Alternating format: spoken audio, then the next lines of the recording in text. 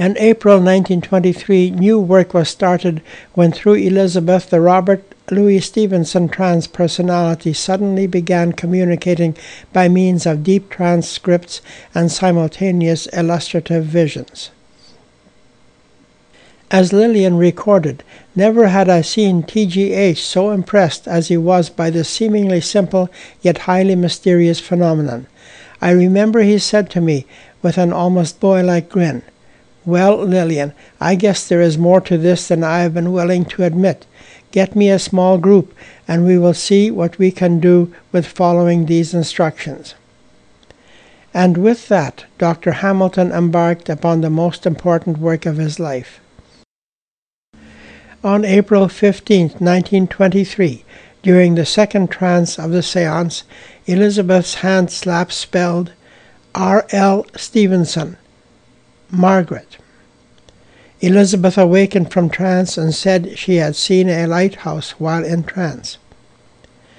A new phenomenon of importance had made its entry into the experiments. On this day thus began and continued side by side with powerful movements of material objects by psychic force, the so-called Stevenson communications. These communications were to go on for some 6 years, and always to conform to this one pattern: manually delivered message, by slaps, or later on by writing and channeling, and the companion vision. Eventually Stevenson gave details of his early conflicts with his father, of his marriage to a divorced woman, of his illnesses and his death. He also gave a great number of references to his writings. None of these facts Elizabeth Poole had any knowledge of, nor did any of the sitters, and these facts were painstakingly verified by Lillian Hamilton. Then another entity came in, identifying himself as David Livingstone, the African explorer. Again, a large number of verifiable facts were given. Slowly the table tipping gave way to arm slaps on the table by the medium, and eventually she saw and heard visions, and then began to speak or channel Stevenson and Livingstone, and eventually also Charles Haddon Spurgeon and others, including W.T. Stead. Unfortunately, the abridged treatment of this part of the work, due to the immense amount of material put in evidence, is not truly indicative of the planned, unique, and complex evidence moving slowly from point to point, conclusively revealing cumulative growth from the simple to the more complex, with intelligence and literary acumen ruling over all. Suffice to say that there are more than 1,000 pages of verifiable information given by Stevenson and Livingstone over the years of the Hamilton experiments. It became impossible to ignore the claims by these communicators that they were indeed still conscious and thinking beings. Stead was so very right when he had said to them there was indeed much more ahead. During the time that the deep trance phenomena were beginning, the telekinetic phenomena were also becoming more powerful. On July 4, 1923, Sir Arthur Conan Doyle made a visit to Winnipeg.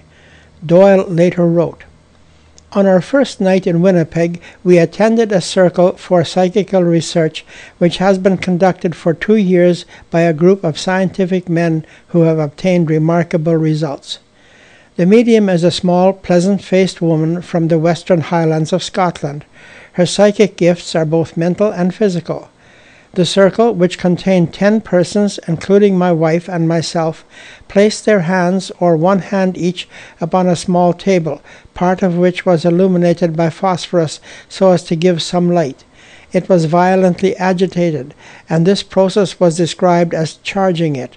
It was then pushed into a small cabinet with an opening in front. Out of the cabinet the table came clattering again and again, entirely on its own, with no sitter touching it. I stood by the slit in the curtain in subdued red light, and I watched the table within. One moment it was quiescent. A moment later it was like a restless dog in a kennel, springing, tossing, beating up against the supports, and finally bounding out with a velocity which caused me to get quickly out of the way. Many of Crawford's Belfast experiments have been duplicated by this group of scientists. Dr. Hamilton now wrote, "So far, the visions presented are those which brought to mind only facts of the distant past. Now we are to encounter one that the recipients believe had to do with facts true at the time. It will be apparent that these examples of psychic picturization of past scenes, as revealed to the medium Elizabeth, disclosed a number of interesting and informative facts. First, that the memories aroused by an Elizabeth vision might belong to a regular sitter, to an occasional sitter, or to a guest. Second, that the memory thus invoked might belong to a past near at hand or to a past in time quite distant. Third, that the memories thus represented might be based on the sitter's own experiences or on facts which the sitter knows about through hearsay only. Fourth, and finally, that where the fact to be recalled could be represented by a symbol, there that symbol was sometimes used. All this being so, it will be evident that we were bound to ask ourselves a number of important questions. How did the medium's supernormal faculties reach out and lay hold of these tonight, tomorrow night, the next night, and so on? Who or what decided that this or that fact or event would be represented by a still picture, certain other images by means of moving pictures, and still others by way of a symbol? Who was this intelligence, selecting and arranging these programs with such skill and attention to detail? To say that through the thoughts of the medium alone came these phenomena, and that her subconscious mind arranged these in so challenging a manner, was a far from adequate explanation to our queries. On the other hand, to suggest that the minds of the dead were perhaps back of these events, and the evidence in many cases pointed in that direction, was also far from being a satisfactory explanation, for the very good reason that this was largely speculative, not positive. By themselves, these phenomena appeared to be satisfied by one explanation. They apparently were due to the functioning of the medium's own cryptesthetic powers, operating on a plane of consciousness and knowledge as yet close to us. However, when we met the vision phenomena of the deep trance, the opposite hypothesis offered the more logical explanation, namely that outside autonomous personalities were engaged in purposive action by way of transcript and transvision.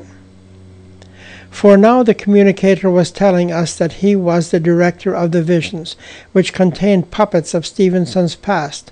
As director, he might place in the scene a puppet which was the image of himself as a young boy or as a child. For example, we find the medium stating that she saw Stevenson as a child and playing in a pool of water or helping a lamplighter, both ideas being taken from a book he had written in life with the title A Child's Garden of Verses.